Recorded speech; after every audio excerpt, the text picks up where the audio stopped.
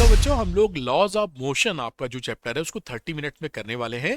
शुरू से अंत तक सारी चीज ध्यान से दिखेगा, कोई भी टॉपिक मिस नहीं होना चाहिए, जिससे आप अच्छा परफॉर्मेंस एग्जामिनेशन में कर पाएं। मैं हूं Arvind sir, welcome to Arvind Academy. Super easy physics के लिए अरविंद एकेडमी चैनल को सब्सक्राइब करना बिल्कुल मत भूलिएगा। चलिए बात को स्टार्ट कर लेते हैं। ये है laws of motion, in 30 minutes के अंदर करेंगे। कई बच्चों को रहता है कि सर जो आप पढ़ा रहे हैं उसका पीडीएफ उनको मिल जाए, तो आराम से मिल जाएगा। कुछ नहीं करना, आपको डाउनलोड कर लेना है अरविंद एकेडमी ऐप को, और डाउनलोड कर देने के बाद इसके स्टोर सेक्शन में आना है। वहां पर आपको class 11th free PDF notes दिखाई पड़ेंगे। इसके अंदर जितनी भी पीडीएफ फाइल हैं वो अनलॉक है, आप उसको डाउनलोड करके अपनी पढ़ाई के लिए इस्तेमाल कर सकते हैं। मैंने आपके लिए अरविंद एकेडमी टेलीग्राम चैनल भी बना दिया है, इसको भी ज्वाइन कर लीजिए, जिससे आपको गाइडेंस और अपडेट्स मिलता रहे। जो आप मेहनत करें वो राइट डायरेक्शन में हो और 100% रिजल्ट आपका आए। आपके लिए इंपॉर्टेंट इंफॉर्मेशन एक और, क्लास 11 फिजिक्स के लिए श्योर शॉर्ट क्वेश्चन है। ऐसे ही क्वेश्चंस एग्जाम में आएंगे, ऐसे ही क्वेश्चन एग्जाम में आएंगे। ये मैं क्यों कह रहा हूं, क्योंकि 10 साल की ट्रेंड एनालिसिस और 25 साल के पढ़ाने के एक्सपीरियंस के बेसिस पर मैंने वैसे क्वेश्चन चूज किए हैं जो आपके एग्जामिनेशन में जिसके आने के चांसेस होते हैं। 20 से 25 क्वेश्चन पर चैप्टर है, फुली सॉल्व है, कहीं भटकने की जरूरत नहीं। 20 से 25 क्वेश्चन होने का मतलब है आसानी से आप लगा पाएंगे, और फुली सॉल्व है ये, कहीं सोल्यूशन के लिए नहीं भटकना पड़ेगा। 100% एग्जाम टारगेटेड क्वेश्चन है।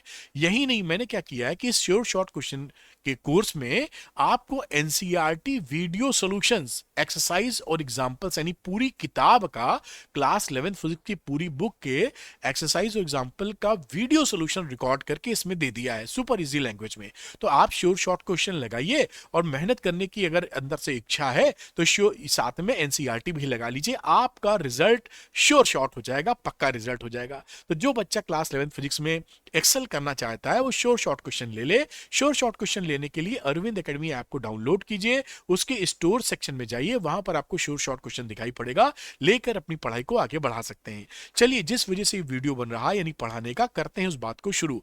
तो सबसे पहली बात आती है फोर्स की। फोर्स क्या है? एक एजेंसी है, पुल या पुश। पुल या पुश है जो कि स्टेट ऑफ रेस्ट, यानी कोई बॉडी अगर रुकी है या यूनिफॉर्म मोशन में है, उसको वो चेंज करने की कोशिश करती है या चेंज कर देती है। यानी कोई रुकी रुकी हुई बॉडी है तो चला सकती है, यूनिफॉर्म मोशन में है तो स्पीड बढ़ा सकती है, और साथ में डायरेक्शन ऑफ मोशन को भी चेंज कर सकती है। ये क्या है? उसी को हम बोलते हैं फोर्स। तो force can change speed, force can change the direction of motion, और force can change the shape of the body. ये सारी चीजें फोर्स करता है, जिसे हम एक्सटर्नल एजेंसी बोलते हैं। अगली बात आती है इनर्शिया। इनर्शिया क्या होती है? इनर्शिया बेसिकली इनएबिलिटी होती है किसी भी मटेरियल की। तो inertia is the inability of the material, जिससे वो अपनी स्टेट को खुद ब खुद चेंज नहीं कर पाती या कर पाता। जैसे कोई बॉडी रुकी हुई है, पेन मेरे हथेली पर रुका हुआ है, अगर ये रिमोट दिख रहा होगा, रिमोट मेरी हथेली पर रुका है, अपने आप ये चल नहीं सकता, अपने आप ये घूम नहीं सकता। अपने आप घूमेगा तो भूत वाला मामला हो जाएगा। तो अपने आप नहीं घूम सकता, इसी की इस अक्षमता को, इनएबिलिटी को आप इनर्शिया बोलते हैं। इनर्शिया 3 प्रकार के कहे जाते हैं। एक तो रेस्ट में, यानी कोई बॉडी रुकी है तो हमेशा रुकी रहेगी जब तक कि कोई एक्सटर्नल फोर्स ना लगे उस पर। इनर्शिया ऑफ मोशन, चलती हुई बॉडी चलती रहेगी जब तक रोकने वाला ना मौजूद हो, और डायरेक्शन भी वो चेंज नहीं कर सकती, यानी अगर डायरेक्शन चेंज कराना है तो एक्सटर्नल फोर्स लगाना पड़ेगा। और इनर्शिया को कैसे हम पहचानते हैं कि किसमें इनर्शिया ज्यादा है या कम है? तो जिस बॉडी का मास ज्यादा होता है उसका इनर्शिया ज्यादा होता है। जैसे कि एक, जैसे रिमोट है, रिमोट को हिलाने के लिए कम फोर्स लगाना पड़ेगा क्योंकि मास कम है। इसी जगह अगर ट्रक की बात सोचें जो लदा हुआ होता है सामान से, टाटा 807, उसको धक्का मारेंगे तो हिलेगा ही नहीं, साइकिल को मारेंगे तो हिल जाएगी या गिर पड़ेगी। तो ये इनर्शिया की बात हो गई। आगे मोमेंटम आता है, लीनियर मोमेंटम की हम यहां बात कर रहे हैं।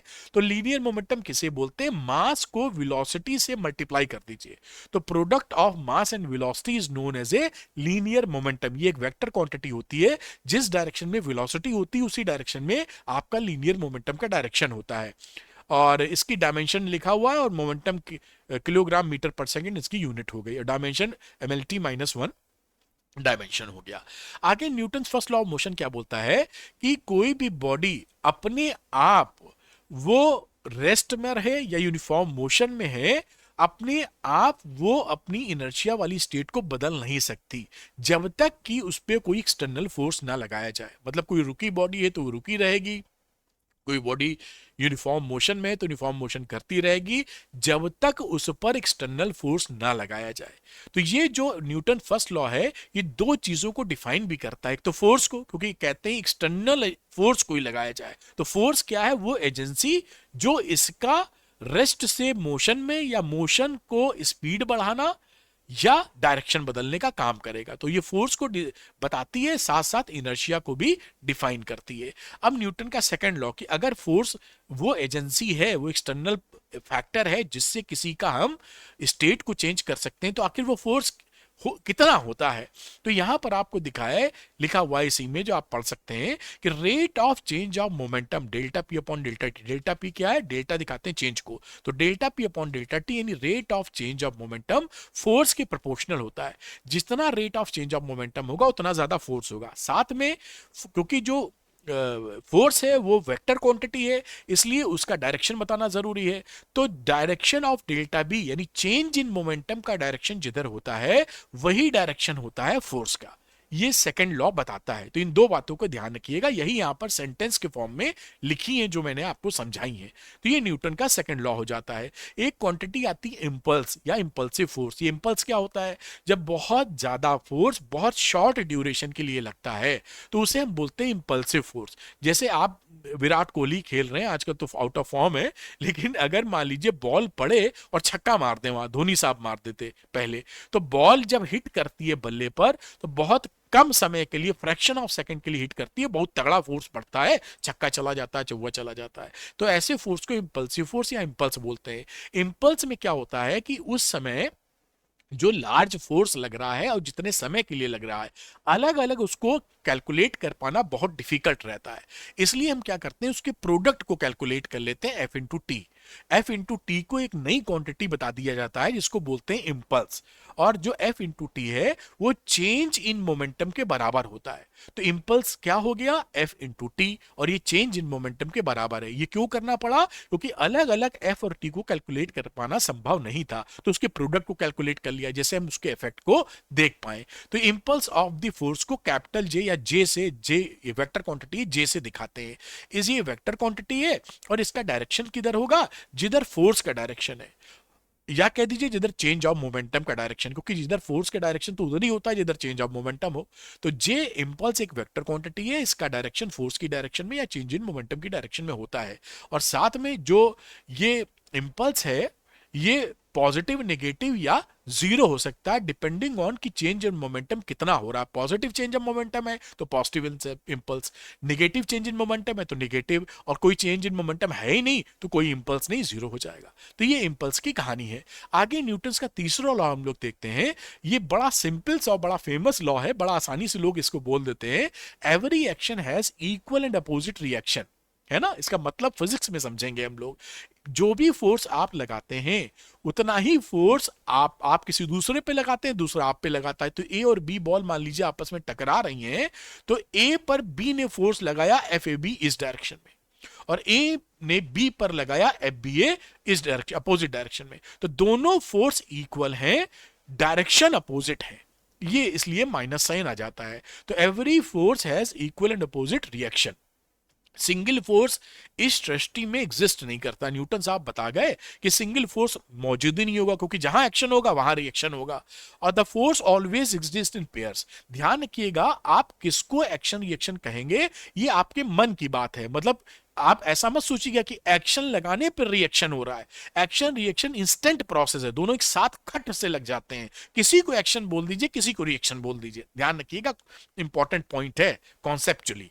खैर, इसके बारे में कुछ इंपॉर्टेंट इंफॉर्मेशन जिससे गलत भावना ना आ जाए। कई बच्चे ऐसा सोचते हैं कि action reaction equal and opposite है तो कैंसिल क्यों नहीं हो जाता। इसलिए कैंसिल नहीं होता कि भैया ये जो फोर्सेज है वो अलग अलग बॉडी पे हैं। आप पे कोई धक्का लगा रहा है और आप किसी पर धक्का लगा रहे हैं, तो कैंसिल कैसे हो जाएगा? एक थप्पड़ आपको मारा किसी ने, एक आपने मार दिया, तो बात बराबर हो गई क्या? भावनात्मक तो बराबर हो गई कि बदला ले लिया, लेकिन चोट तो दोनों को लग गई। बात समझ में आई होगी आपको। खैर, Newton third law of motion applicable होता है irrespective of nature of force, चाहे वो ग्रेविटेशनल फोर्स हो, चाहे इलेक्ट्रोस्टैटिक आने वाली दोनों में पढ़ेंगे, कैसा भी फोर्स हो, सब पर ये लागू होता है। एक्शन रिएक्शन जो है हमेशा डिफरेंट बॉडी पे लगते हैं, जैसा मैंने बताया ए और बी पर, ये ए पर लग रहा है, ये बी पर, तो एक्शन रिएक्शन डिफरेंट बॉडी पे होते हैं। यही वजह है कि कैंसिल आउट नहीं होते। और इसको लिख भी दिया गया कि कैंसिल नहीं होते, जैसे गड़बड़ी ना कर दो आप। Forces always occurs in pair, pairs में ही अकर करेंगे, और इसमें कोई कॉज एंड इफेक्ट रिलेशनशिप नहीं होती है। ऐसा नहीं समझना है जैसे इंग्लिश में जो हम एक्शन रिएक्शन बोल रहे हैं तो ऐसा लगता है एक्शन लेने पर रिएक्शन मिलेगा। नहीं, ये इंस्टेंट प्रोसेस है। एक्शन रिएक्शन एक साथ ही लगते हैं, इंस्टेंट। किसी को एक्शन किसी को रिएक्शन बोला जा सकता है। अब law of conservation of linear momentum क्या होता है? देखिए क्या होता है, जब किसी सिस्टम पर मान लीजिए दो लोग बैठे हुए हैं एक कार के अंदर, तो अगर हम इस कार पे कोई एक्सटर्नल फोर्स ना लगाएं तो इस सिस्टम का लीनियर मोमेंटम कंजर्व होता है। तो लीनियर मोमेंटम तभी बदलेगा जब एक्सटर्नल फोर्स लगे। अगर किसी सिस्टम पे एक्सटर्नल फोर्स जीरो है तो लीनियर मोमेंटम हमेशा हमेशा उसका कंजर्व रहेगा। इक्विलिब्रियम की बात करते हैं तो देखिए इक्विलिब्रियम को पूरी बात समझिएगा। इक्विलिब्रियम दो तरीके से होता है, एक होता है ट्रांसलेशनल इक्विलिब्रियम, जैसे ये रिमोट मेरे हाथ में तो आगे नहीं बढ़ रहा है तो ये ट्रांसलेशनल है, लेकिन अगर मैं ऐसे इसको घुमाना शुरू कर दूं तो इस समय आगे तो नहीं बढ़ रहा है लेकिन घूम रहा है। जैसे आपके सीलिंग फैन, छत वाला पंखा, वो कहीं चल के जाता थोड़ी है, अभी भी यहां एक घंटे बाद भी आए, तो वो रोटेशनल एक्टिविटी कर रहा है। तो हमें जब हम ट्रांसलेशनल इक्विलिब्रियम की बात करते हैं तो हम कहते हैं जितने भी फोर्सेस उस बॉडी पे लग रहे हैं उसका वेक्टर सम जीरो होना चाहिए। और कंप्लीट इक्विलिब्रियम की बात करते हैं तो मतलब ट्रांसलेशनल इक्विलिब्रियम भी हो, नेट फोर्स जीरो हो जितना भी लग रहा है, और रोटेशनल इक्विलिब्रियम के लिए उसका नेट टॉर्क जीरो हो। टॉर्क की कहानी चैप्टर 6 में समझते हैं आप। टॉर्क का काम करता है बॉडी को घुमाने का। तो कोई भी बॉडी अगर कंप्लीट इक्विलिब्रियम में है तो इसका मतलब है ना वो चल रही है, ना वो आगे बढ़ रही है, ना वो घूम रही है, रुकी है पूरी तरह पे। इसे बोलते हैं कंप्लीट इक्विलिब्रियम। बात पकड़ के रखिएगा। एक थ्योरम होती है लामीज थ्योरम। ये कब लगती है? जब तीन कॉन्ग्रुएंट फोर्सेस लगे। कॉन्ग्रुएंट का मतलब है एक ही पॉइंट पर जो फोर्स लग रहे हैं। तो तीन कॉन्ग्रुएंट फोर्स अगर लग रहे हैं और बॉडी इक्विलिब्रियम में है तो उस समय क्या होता है, ये कंडीशन मीट आउट होती है। कंडीशन क्या है? फोर्स ले लीजिए और उसकी अपोजिट बाकी दोनों फोर्सेस के बीच का एंगल, उसका साइन अल्फा नीचे कर दीजिए। तो ये F2 लिया, इसके सामने वाला साइन बीटा नीचे, F3 लिया, इसके अपोजिट वाला साइन गामा नीचे। इसे बोलते हैं लामीज थ्योरम। ये कब लगती है? जब तीन फोर्सेस कॉन्ग्रुएंट फोर्सेस लगे और बॉडी इक्विलिब्रियम में हो। तो ये एक कंडीशन मीट आउट हो जाती है। ये कंडीशन आपके सवालों को सरल बना देती है कई जगह, इसलिए मैंने आपको याद दिलवाया है। अब आता है फ्री बॉडी डायग्राम। झट से इसको भी देख लेंगे। देखिए फ्री बॉडी डायग्राम का मतलब ही है कि जब कनेक्टेड मोशन होता है, जैसे इस पुली में आपने दो ब्लॉक को लटका रखा रस्सी से बांधकर, तो ये नीचे की तरफ जा रहा है ब्लॉक, ये ऊपर जाएगा ये नीचे जाएगा, सपोज ऐसी सिचुएशन है। तो कनेक्टेड मोशन में फ्री बॉडी डायग्राम की मदद से, एफबीडी की मदद से आप चीजों को आसानी से सॉल्व कर लेते हैं। जैसा इसका एफबीडी नाम है, फ्री बॉडी, यानी बॉडी को फ्री कर लीजिए अटैचमेंट से और उस पर लगने वाले फोर्सेस को मेंशन कर दीजिए। ध्यान रखिएगा मैं क्या बोल रहा हूं, उस पर लगने वाले, वो जिस पर लगा रहा है उसको मेंशन नहीं करना है, उस पर जो फोर्सेस लग रहे हैं वो मेंशन करके इक्वेशन ऑफ मोशन बना लीजिए। जैसे मैं दिखाता हूं, ऐसे तो समझ में आएगा नहीं।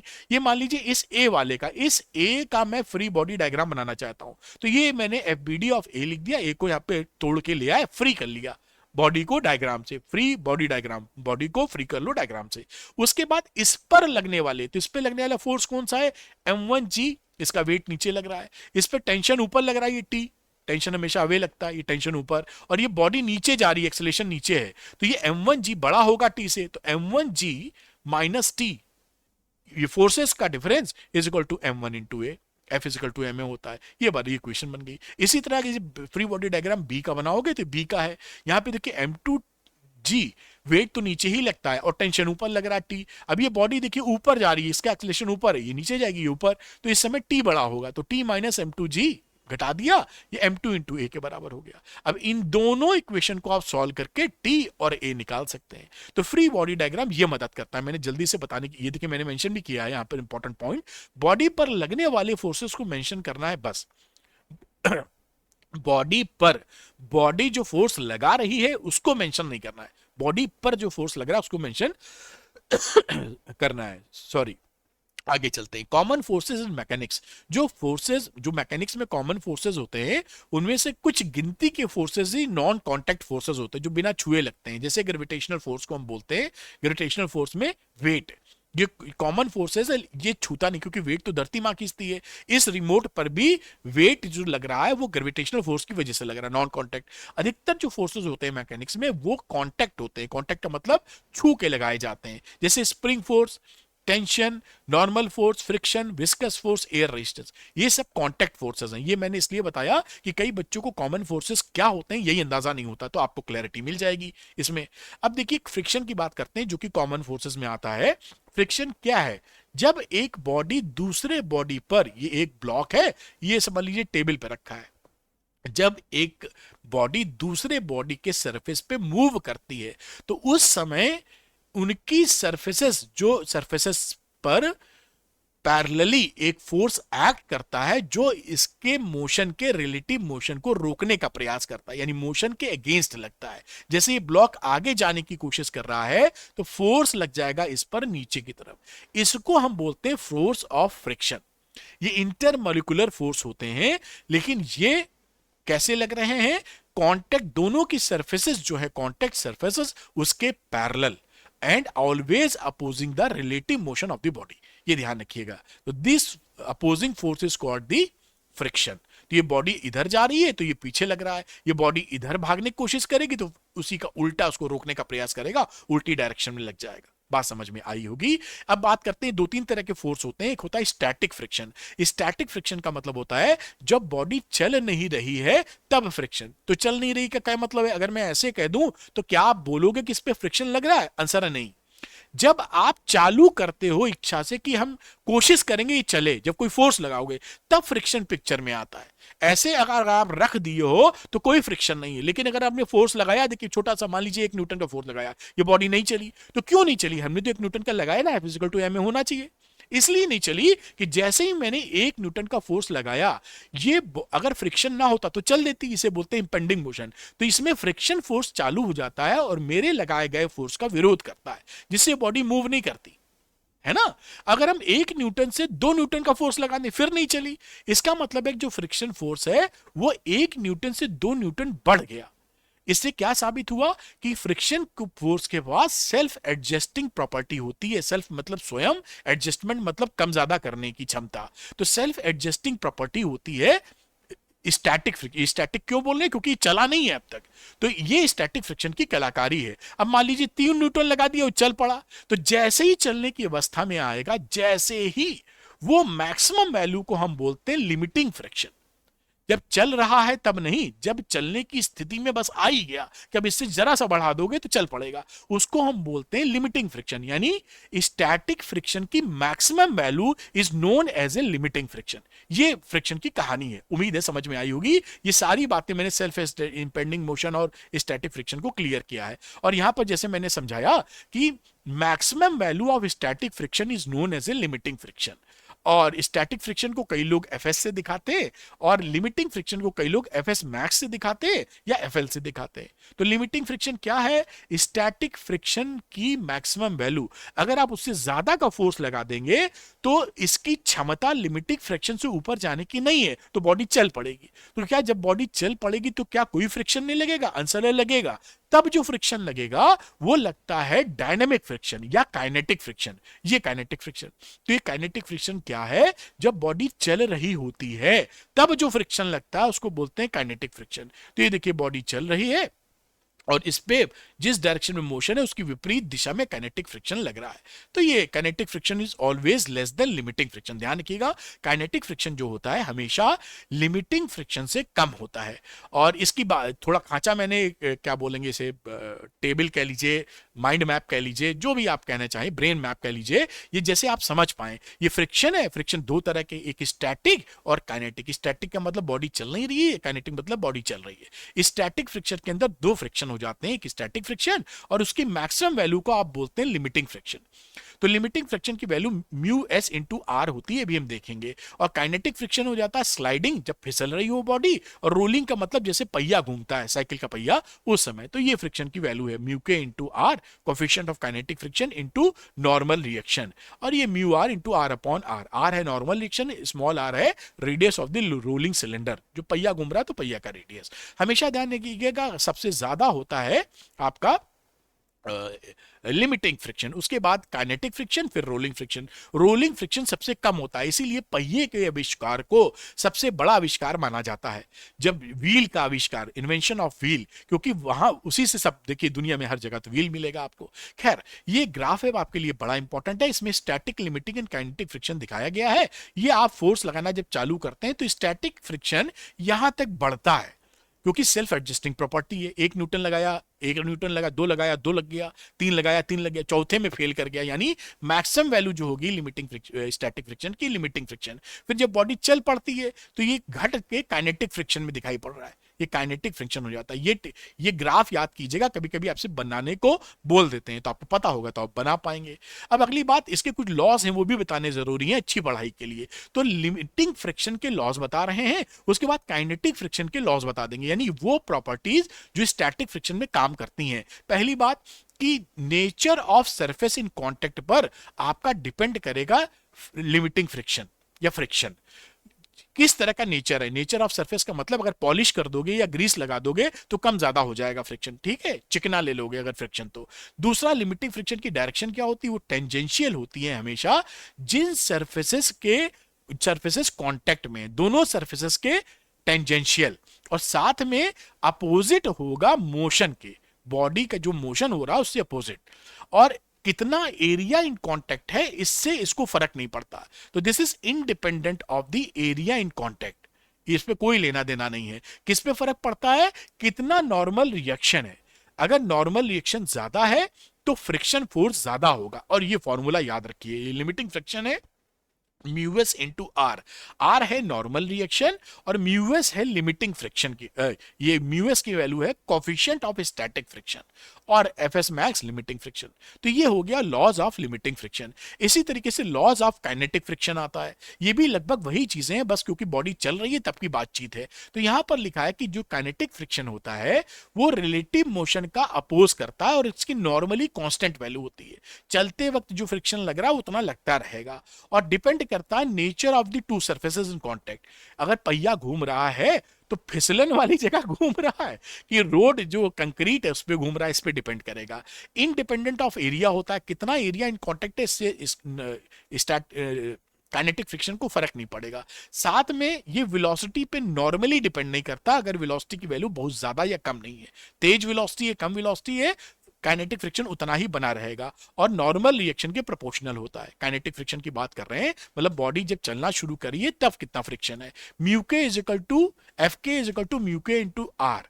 तो एफ के है काइनेटिक फ्रिक्शन, म्यू के है coefficient of kinetic friction, R है नॉर्मल रिएक्शन। यहां पर म्यू के मतलब coefficient of kinetic friction normally, या हमेशा ही समझ लीजिए, स्टैटिक फ्रिक्शन से कोफिशिएंट से कम होता है। जो काइनेटिक फ्रिक्शन है वो लिमिटिंग फ्रिक्शन से कम मिलेगा, और रोलिंग फ्रिक्शन सबसे कम होता है। अब देखिए एंगल ऑफ फ्रिक्शन क्या होता है, angle between resultant of limiting friction and normal reaction. ये देखिए नॉर्मल रिएक्शन है और ये फ्रिक्शन फोर्स है लिमिटिंग फ्रिक्शन, इन दोनों का जो रिजल्टेंट है वो जो एंगल बनाता है नॉर्मल से, उसी वैल्यू को हम बोलते हैं एंगल ऑफ फ्रिक्शन।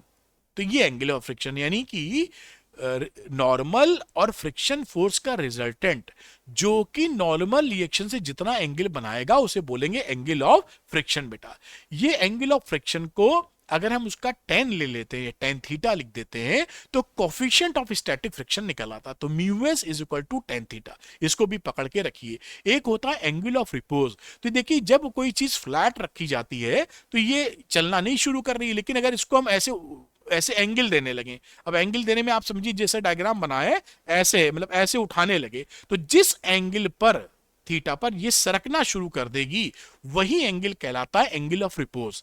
यानी ये एंगल जब ये जस्ट स्टार्ट करती है सरकना, this is known as a angle of repose. यहां पढ़ सकते हैं, बाकी बातें समझा मैंने दिया है। अब फ्रिक्शन को रिड्यूस करने के तरीके क्या है, पॉलिश कर दीजिए।